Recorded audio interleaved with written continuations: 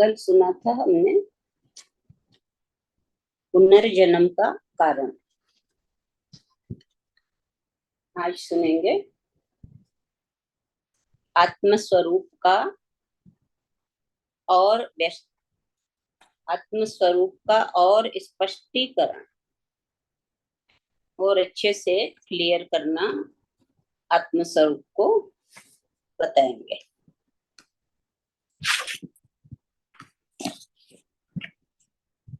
अष्टावक्री जी कहते हैं कि परमात्मा एक स्थान पर बैठकर सारी सृष्टि को नियंत्रण नहीं करता, बल्कि वह सर्वत्र व्याप्त है।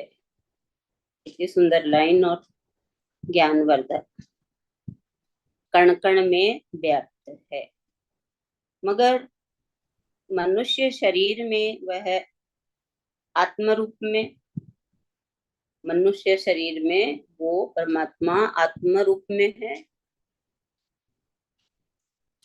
तथा सृष्टि में परमात्मा रूप में वही चैतन्य परमात्मा व्याप्त है।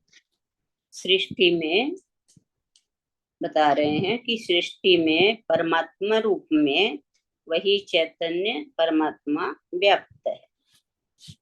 अष्टावक्र जी एक उदाहरण देते हुए इस तथ्य को स्पष्ट करते हैं।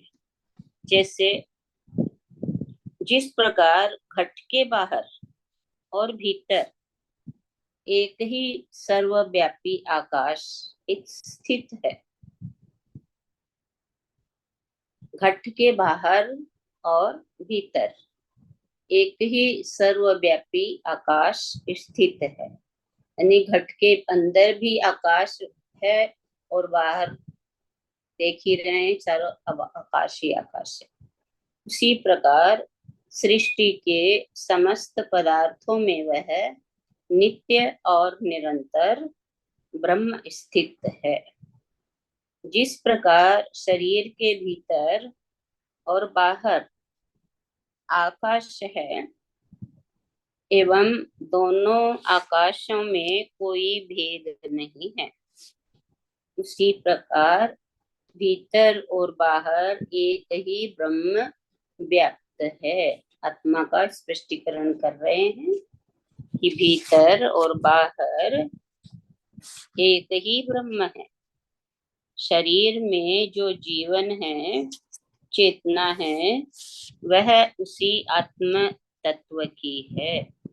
शरीर में जो जीवन है, जो जागरूकता है, जो कार्य हो रहा है, मशीनरी चल रही है, वो सभी आत्म तत्व की है।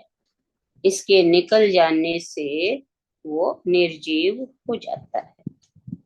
तो आज का ये लेसन की आत्मा का स्वरूप का और व्याख्यान इतना ही है। एक और ले लें क्या टॉपिक है?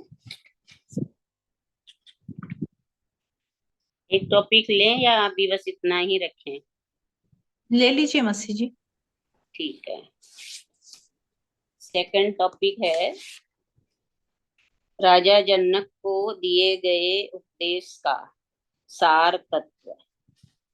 राजा जनक को जो अष्टावक्र जी ने उपदेश दिए उसका सार।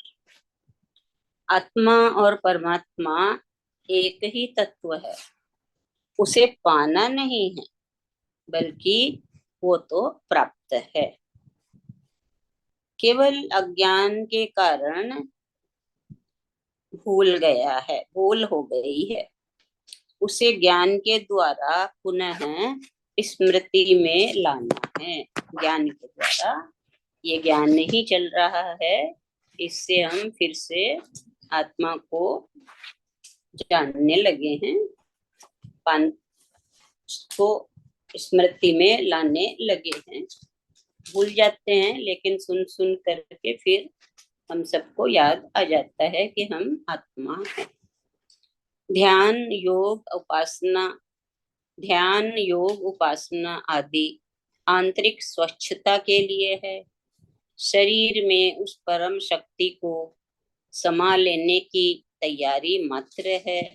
पात्रता विकसित करने के लिए है।